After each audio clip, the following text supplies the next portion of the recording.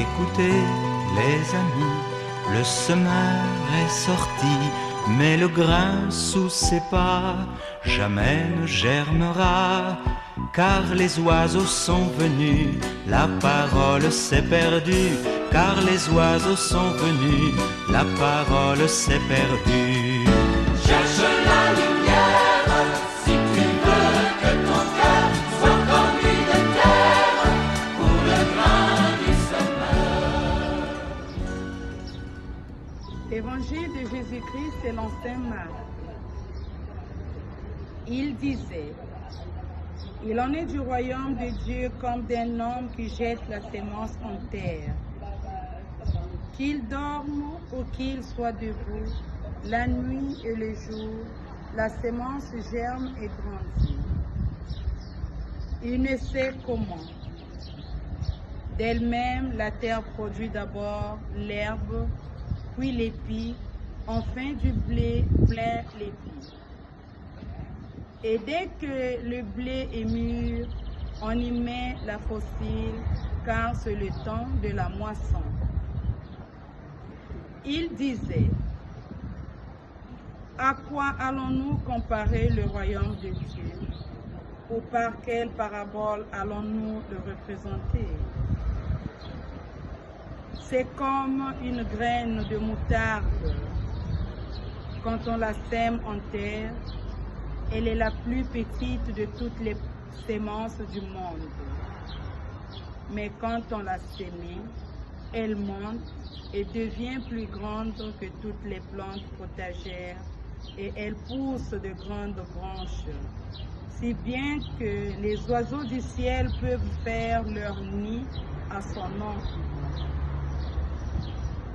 Par de nombreuses paraboles de ce genre, il leur annonçait la parole, dans la mesure où ils étaient capables de l'entendre. Il ne leur parlait pas sans parabole, mais en particulier, il expliquait tout à ses disciples. Écoutez les amis, le semeur est sorti et le grain a levé aussitôt que semé. Le soleil a tout brûlé, la parole s'est noyée. Le soleil a tout brûlé, la parole s'est Notre noyée. Mère de l'Église célèbre ce dimanche 13 juin 2021, le 11e dimanche du temps ordinaire, année B. Les textes liturgiques qui nous sont proposés en ce dimanche nous plongent au cœur même de l'histoire sainte. Une histoire qui s'actualise d'année en année et à laquelle nous y prenons part à travers le baptême reçu et la foi professée en Jésus-Christ. L'ancrage historique dans lequel se déploie l'activité prophétique d'Ézéchiel au chapitre 17 nous place au temps de la déportation du royaume de Juda. Nous sommes autour de l'an 597 avant Jésus-Christ. Nabuchodonosor, le roi babylonien, assiégea Jérusalem, la ville capitale du royaume du Sud. Il pilla l'emblématique temple de Jérusalem, symbole de la présence de Dieu au milieu de son peuple. Déporta le roi Joachim et plaça au trône déchu de Juda le roi Sédécias, qu'il finira par le déchoir tout en lui crevant les yeux, suite à sa tentative de vouloir se rebeller contre cette situation de vassalité. Nous pouvons méditer en profondeur cet épisode sombre de l'histoire sainte en se référant aux deux derniers chapitres 24 et 25 du second livre de Rois. Alors, que pouvons-nous tirer comme message dans ce texte? Chers frères et sœurs, quand l'homme ne se réfère plus à Dieu, c'est-à-dire écarte Dieu de son chemin, et se fie à ses propres capacités, il finit par se perdre.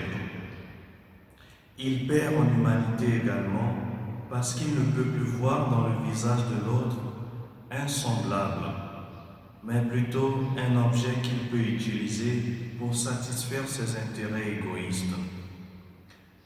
Telle est la source des injustices, des inégalités, des situations de misère dans nos pays.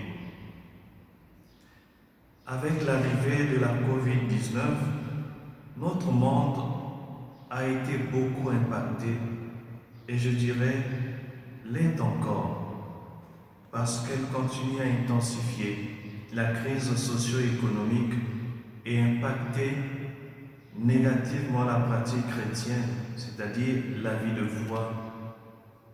Comme chrétiens, quelle est notre attitude face à cette crise? Alors je nous invite à suivre l'attitude du prophète Ézéchiel. Au cœur de la nuit sombre d'un royaume totalement détruit, il prononce un oracle de bonheur en annonçant les lendemains qui chantent. Il ne s'est pas limité à être porteur d'une espérance passive. Il a dû dresser, avant l'annonce de cet oracle de bonheur, un réquisitoire contre les autorités qui présidaient aux destinées de la population et qui ont conduit le pays à la ruine.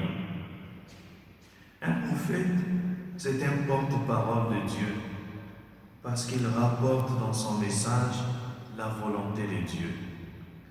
Nous aussi, par le biais de notre baptême, nous avons été incorporés au Christ et nous incarnons en cette vie la fonction prophétique.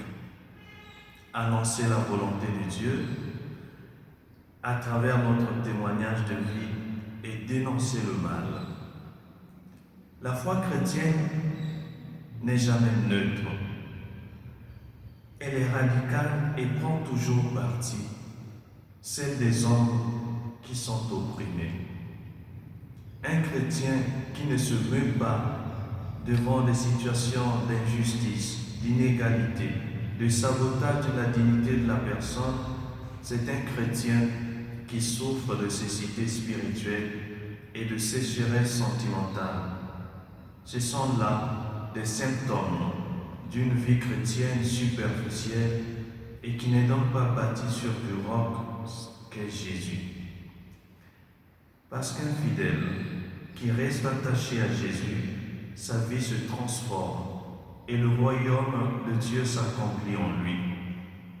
Tel est le message qui se dévoile dans l'extrait de l'évangile de ce jour. La graine qui pousse par elle-même est le protagoniste, tandis que le semeur est un homme ordinaire. La semence, c'est-à-dire le royaume de Dieu, porte donc en elle-même un principe de développement, une force cachée qui la conduit à son plein accomplissement. Et quand cela arrive dans la nature, lorsqu'une petite graine sans surveillance pousse d'elle-même et devient une plante, le royaume de Dieu l'est aussi. Un merveilleux mystère. La croissance est lente. D'abord la tige, puis le pis, et puis le grain plein dans l'épi. Le royaume de Dieu est en chacun de nous. Il se déroule lentement et délicatement et atteint sa pleine maturité. Ce n'est qu'une grâce et non un mérite. Ce qui est alors récolté, c'est tout ce que nous avons reçu et mûri, que nous avons pu garder dans nos cœurs et que nous avons porté du fruit. À notre tour, nous pouvons être des humbles semeurs, mais le protagoniste est toujours la graine. Saint Antoine de Padoue écrit dans un de ses sermons: Jésus-Christ était comme la graine de moutarde semée dans le jardin de la bienheureuse Vierge Marie. Pour la pauvreté et l'humilité, il était la plus petite de toutes les graines, c'est-à-dire de tous les hommes. En sa nativité, il grandit donc dans sa prédication et dans l'accomplissement des miracles. Et en cela, il était plus grand que toutes les plantes, c'est-à-dire tous les patriarches de l'Ancien Testament. Il est alors devenu un arbre dans sa résurrection et a étendu ses branches avec la prédication des apôtres. Et ainsi les oiseaux du ciel, c'est-à-dire les fidèles de l'Église, affluent par la foi et par l'espérance et la charité, élisent domicile parmi ses branches, c'est-à-dire dans son enseignement et ses exemples. C'est pourquoi, bienheureux sont ceux qui voient maintenant par la foi. C'est lui en qui tous les peuples sont bénis et le verront alors en sa présence dans la gloire céleste et l'entendront dire « Venez les bénis de mon Père ». Le Christ lui-même daigne nous conduire à cette vision et écouter cette voix. Il est Dieu béni à jamais. Amen. La parole s'est enfouie, mais les épines ont grandi, la parole s'est enfouie. Cherche